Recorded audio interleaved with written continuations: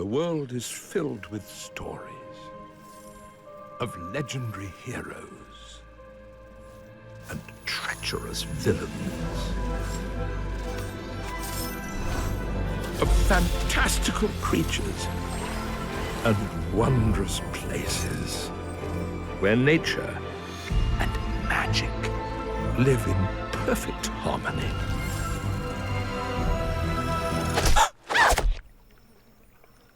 Not all stories have happy endings.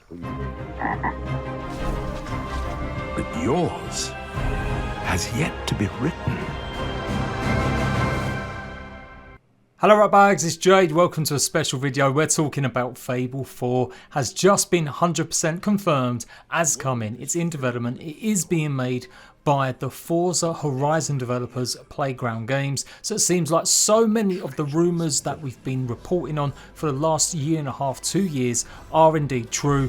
Obviously no release date. It could look like Fable 4 will be a long time off. It could be maybe not until 2022. That is what the impression I'm going to give or get, I think, from the reveals today. Also, why I think that the next Fable game may actually only be available on the Xbox Series X rather than the old style Xboxes that are around.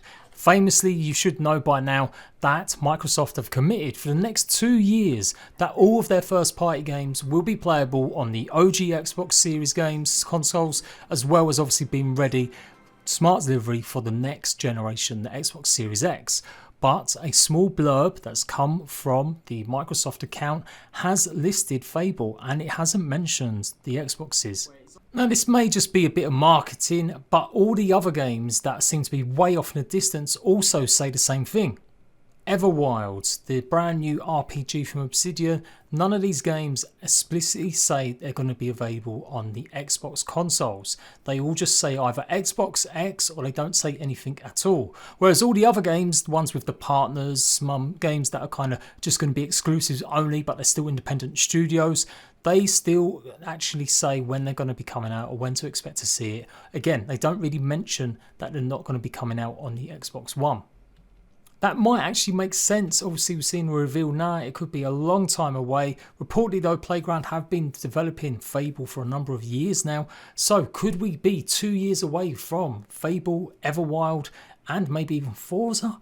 That would be a bit crazy. So I'm hoping this is just a bit of marketing speak to drive the Xbox Series X, and it will be a case of that Fable may appear earlier than 2 years or some of these other games, but who knows? Anywho, let's go over that trailer one more time, where it's obviously just a cinematic trailer, a tease. But as ever, it starts off pretty nice and then devolves into the fairy getting eaten by a huge massive toad. In typical Fable style, you've got the commentary on top of it as well. Interestingly, it doesn't say Fable 4. It is maybe a complete reboot, who knows? So what I thought I'd do now is go over all them rumours over the last 2 years to give you a more fuller picture of what to expect. There has been nothing confirmed just yet. No one has got an outlet, like no news outlet has got the rundown, the story of when we can expect to see it. There's no interviews, but I will keep you guys up to date with what's going on. But here is what's been up to this point, everything we know. A bunch of different sites have got the lowdown, but it appears that Playground Studios pretty much started expanding in 2017 to get ready for it. They increased their teams from 115 to 2 teams of 200 people. Back in November 2017, they started hiring GTA 5, Metal Gear Solid and Hellblade devs for their brand new open world RPG. And since then have gone on to hire people that have worked on games like Batman as well. The new studio looks like it's going to be in St Albans and it's pretty much going to be obviously in the UK. Now obviously the original developers Lionhead, they shut their studios down in 2016 because Microsoft pretty much canned them, and that was the end of Fable Legends, which was meant to be a multiplayer focused kind of 3 versus 1 game. Now Fable Legends has been and gone now, we know that's been cancelled completely, but hopefully it does mean that we're going to see some of maybe their mechanics return in some way. Hopefully there will be multiplayer for the brand new Fable game. It's been something they've always had in split screen, but it'd be interesting to see if they can expand that even more. In November 2019, this piece of art was leaked by a concept artist working for Playground Games. They eventually got it removed from a bunch of sites, although not Windows Central. And it pretty much depicts some concept art based on the 16th century. So we're moving away from that sort of steampunk sort of industrial revolution that number 3 was based on. And there were more rumours that have come forward since then that the game is going to be set actually thousands of years before the last one. There's a few more screenshots of this artwork and it looks pretty interesting, looks pretty cool. Maybe this will be a character we'll be playing as in the new Fable. Now in April of this year, a leak showcasing this, a set piece, little screenshot, little cinematic of possibly a town in Fable. It looks very much reminiscent of that style and you can see the castle in the background on top of the hill.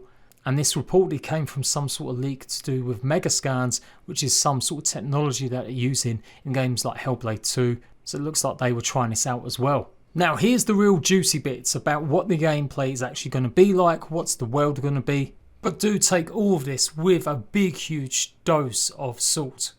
Apparently the next Fable, and we're not going to maybe keep calling it Fable 4, doesn't take place on Albion. Apparently the whole continent is gone thanks to a mad king having taken control of a rebuilt spire. In the original games, if you controlled the spire, you got to usually make a choice.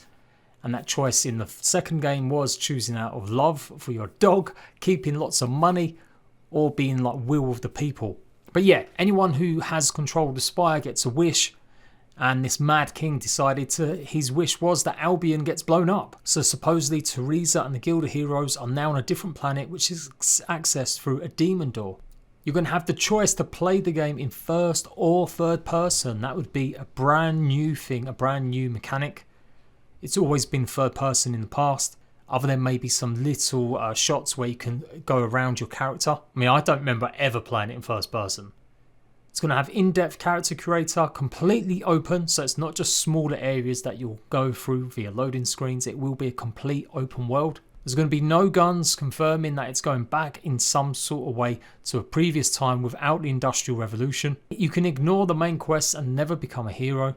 You'll be able to build towns. You'll be able to maybe go out into the world and actually start a town up anywhere. That's another rumour I've seen somewhere else too. It is going to be multiplayer and it's going to be built using the Unreal Engine. According to the leaks from Reddit, Albion got splintered by the mad wish from the asteroids that hit and new continents sprung up. New life was there. Everything's medieval, but it's about to get blown up again because there was another wish and that it would be struck twice. So it's now your job and Teresa and the Heroes Guild to try and stop that happening. The Jack of Blades is going to return and there will be a lot of time travel too. Now this was all grabbed from a video that was up. It's actually really hard to find that footage that this was gained from as it was removed pretty quickly. But if you delve deep enough you will find it, and there are some claims that this is actually fake, and it wouldn't surprise me.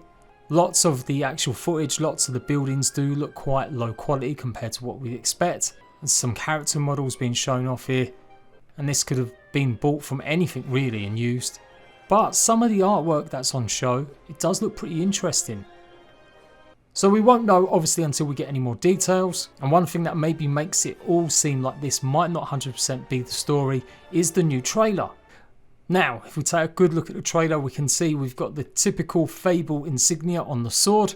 So some things will remain good and bad possibly, whether or not your choices will matter and affect the world. One thing we could surmise is that that sword was with one of the previous heroes and it's been there a long time, like thousands of years have evolved, and that would kind of explain the asteroid blowing stuff up, yet there still be remains of this stuff around.